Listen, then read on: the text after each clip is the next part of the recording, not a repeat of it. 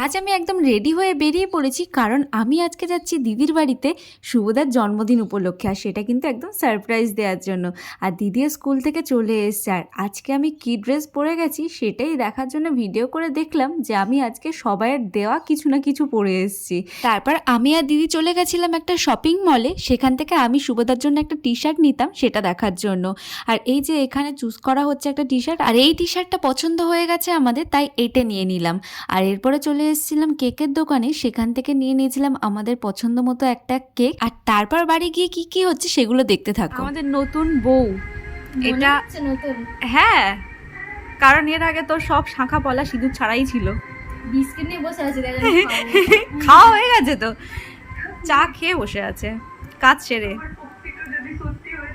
এদিকে আছে মিস মান্তু মান্তু মান্তু।